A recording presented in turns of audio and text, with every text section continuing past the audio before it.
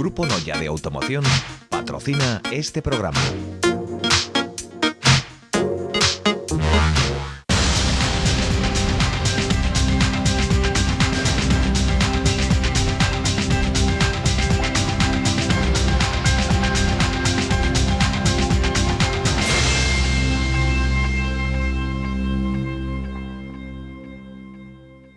Saudos de novo, estamos de volta xa en tempo de preguntoiro para seguir analizando a actualidade local. Conversamos hoxe ca voceira do PP en Raxoi con Paula Prado. Boa noite, benvida. Hola, boa noite.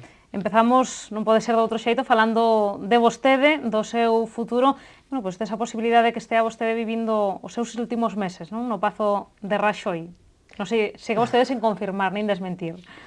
Bueno, é que todavía quedan por diante moito tempo, non? Aínda ten que pasar o 21 de outubro as eleccións autonómicas, despois a toma de posesión será por alá por mediados de novembro, e bueno, pois ata ese momento pois non tomaremos ninguna decisión. Bueno, pero en principio, cal sería a postura? Compatibilizar, marchar, que, bueno, pois todo apunta que vai ser esa opción, non? Bueno, os políticos sempre estamos a disposición do partido.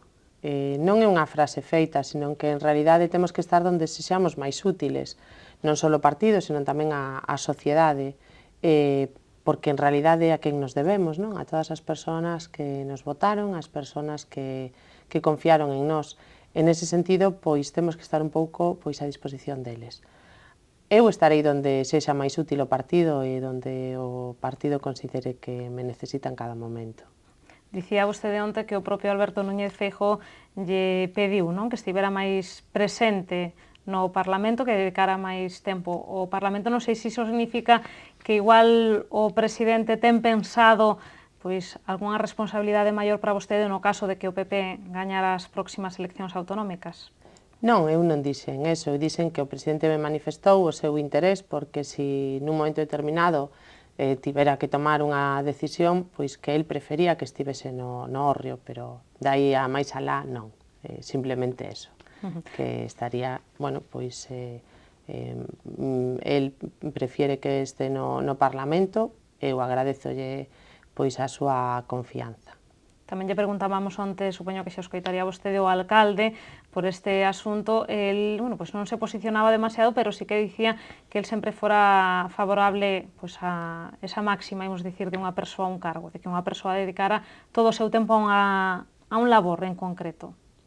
Sí, a veces hai momentos no que é difícil compatibilizalo, é certo que a veces pois se montan as axendas ou que sobre todo neste caso no que no Concello de Santiago estamos por maioría absoluta por un só concelleiro e hai a posibilidade de perder unha votación, no Parlamento de Galicia tamén pasaba o mesmo, e bueno, a veces pois te ves en algún apuro e de aí que surda este plantexamento, non? Pero non hai máis que eso. Non hai nada de discrepancias internas no seo do grupo municipal do PP. Bueno, tamén falaba diso aquí Rubén Cela, o voceiro do BNG, dicía que era unha mostra máis, non, dos malos entendidos que hai entre os concelleiros populares. En absoluto, non hai ningún malentendido, eu creo que hai unha perfecta sintonía nese sentido. Eu non coñezo o que di o señor Cela que coñece el, eu si coñezo as liortas que ten o Partido Socialista pola sucesión do señor Bugallo e as liortas do Bloque Nacionalista Galego xa son públicas e notorias. No seo do noso grupo creo que en ningún momento se fixo pública ningunha liorta, senón que máis ben solo son cuestións que están botando por riba o Bloque Nacionalista Galego e o Partido Socialista para tapar as súas propias discrepancias, pero en ningún caso hai ningunha discrepancia dentro do Grupo Popular. Dicía tamén Rubén Cela que cando o PP se presentou ás pasadas eleccións municipais e as gañou ia con tres puntais, que eran Gerardo Conde Roa, Ángel Espadas e vostede mesma. Diso agora xa parece que non vai quedar nada, dicía Rubén Cela.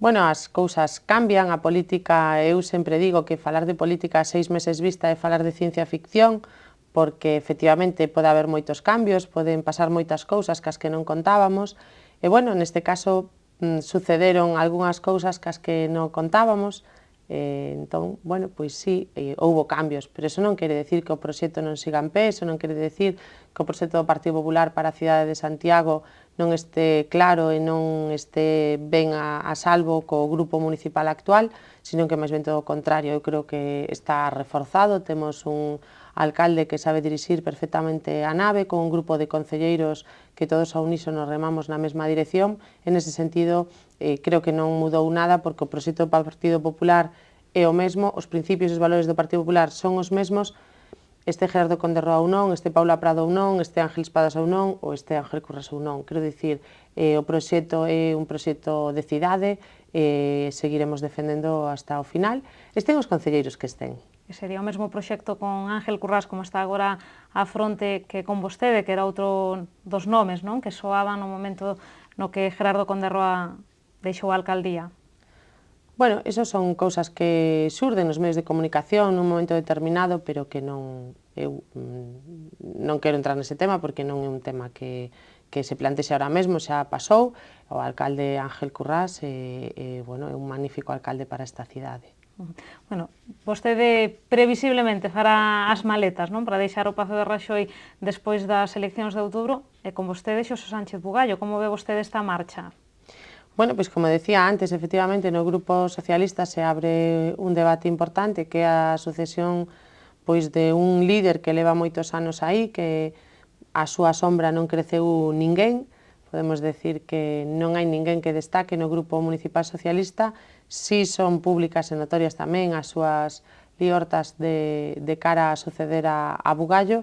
E, bueno, veremos o que pasa. El xa falaba de que pode suxerir alguén, de que teñen que facer unha votación.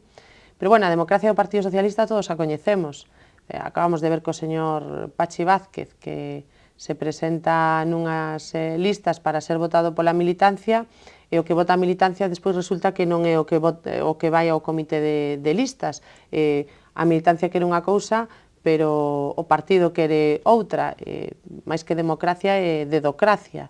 Pois, bueno, tamén aquí podría pasar o mismo, é dicir, que o mellor a persona que suxire o señor Sánchez Bugallo sexa finalmente a que leve a portavecía, con independencia do que voten os compañeiros concelleiros e concelleiras. Pero, bueno, eu xa oín falar da posibilidade de que nomen 2 voceiros. Así, escoitou vostede que sí, se están pensando en bicefalia. Hai algún ruse de que podería ser a solución para calmar as dúas augas que están revoltas.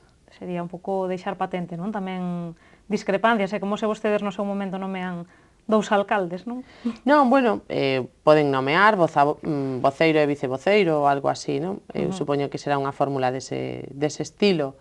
Bueno, nós tamén o temos, o que pasa que, bueno, cando eu non estou, pois a min me sustitúe unha compañeira que é María Castelao, non hai ningunha bicefalia, é normal, pero, bueno, aquí neste caso sería para solventar esa cuestión e se turnarían. Bueno. O PSOE ten por diante elixir voceiro para o grupo municipal e xa un pouco máis a longo prazo elixir candidato, non, a alcaldía. Tamén é tarefa complicada. Sei que os partidos nunca lle gusta falar, os políticos nunca lle gusta falar dos outros partidos, pero vostede como ve a situación? Digo tamén sobre todo porque Xosé Sánchez Bugallo reivindicaba ese proceso de primarias abertas ao conxunto da cidadanía. Vostede mesma podería votar, non, polo mellor candidato do Partido Socialista.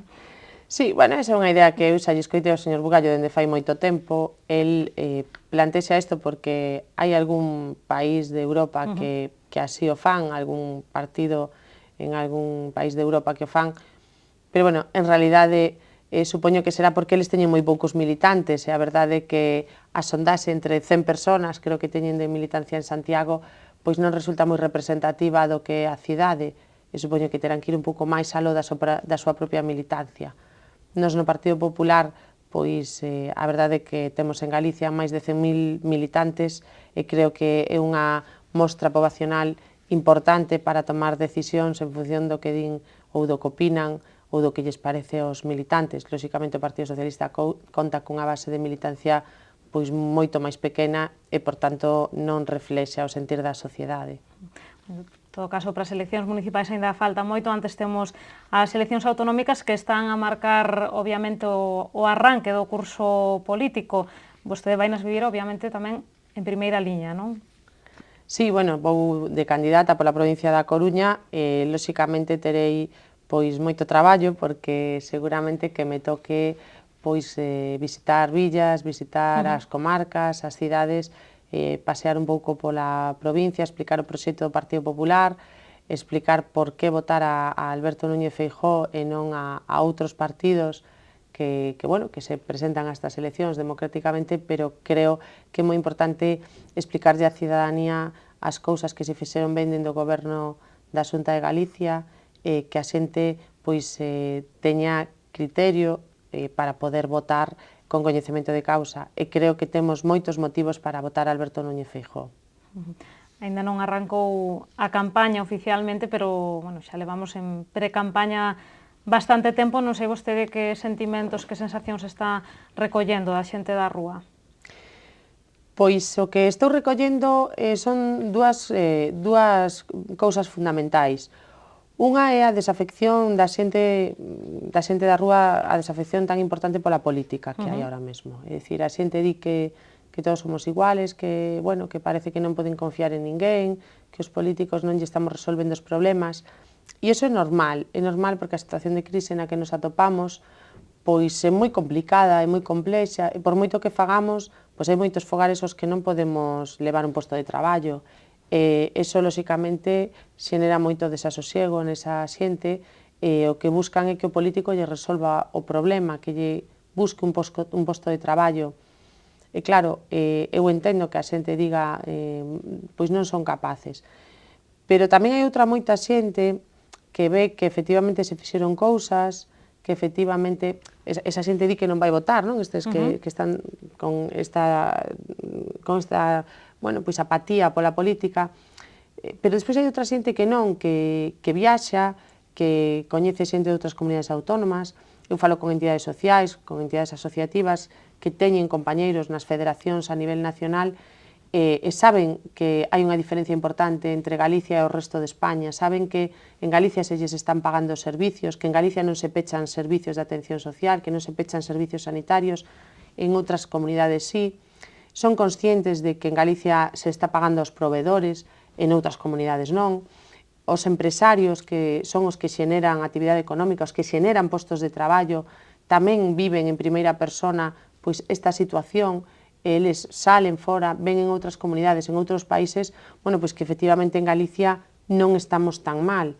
Lóxicamente nos gustaría estar moito mellor, pero creo que estes 3 anos e medio de traballo do Partido Popular na Xunta de Galicia fixeron pois que se controlasen moito as contas, que se controlase o déficit. Isto nos vai permitir pois ter unha senda de crecemento antes de outras comunidades autónomas. Esa xente vai apostar polo proxecto do Partido Popular, porque en realidade ven o que teñen enfrente o Partido Socialista, o Bloque Nacionalista Galego, a Alternativa Galega de Esquerdas, Mario Conde, non sei que. Claro, a opción é votar o Partido Popular ou votar a un cuatripartito.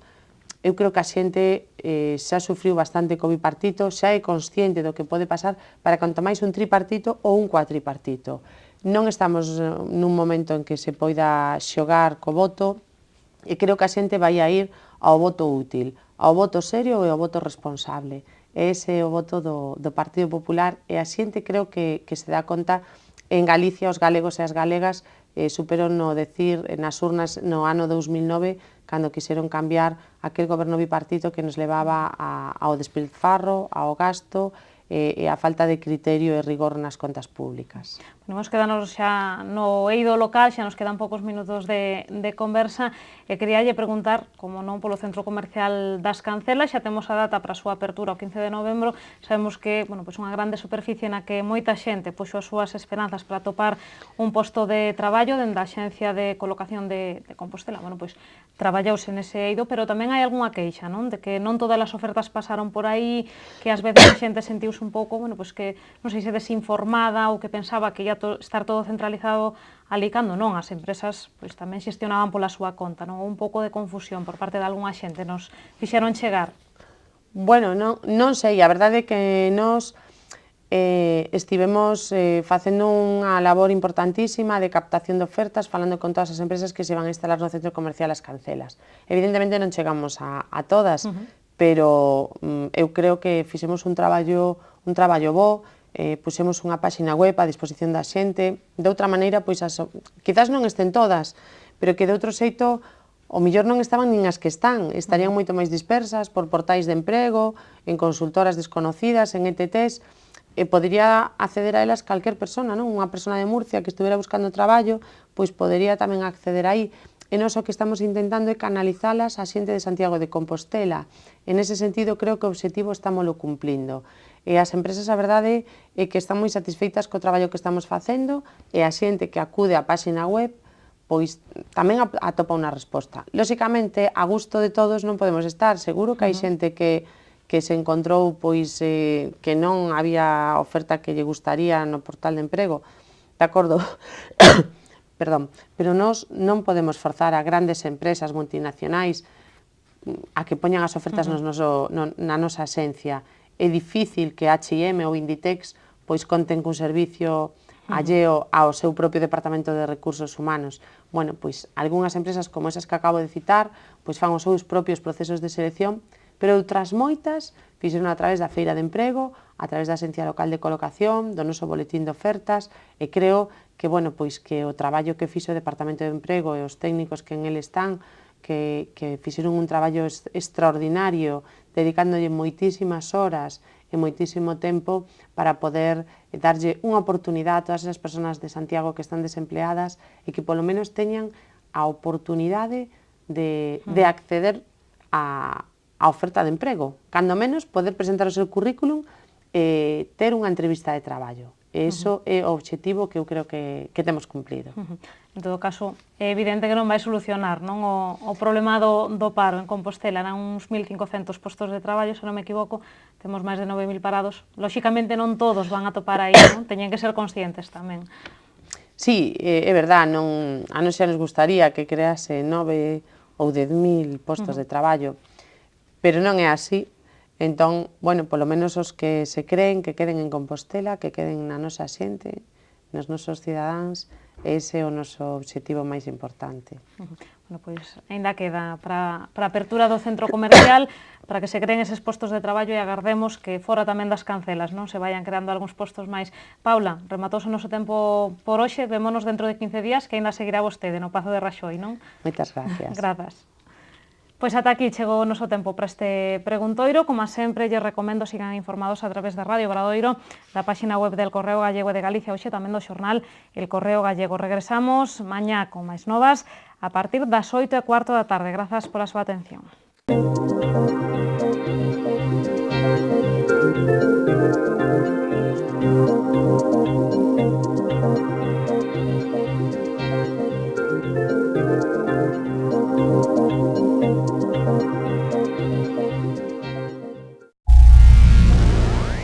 Grupo Noya de Automoción ha patrocinado este programa.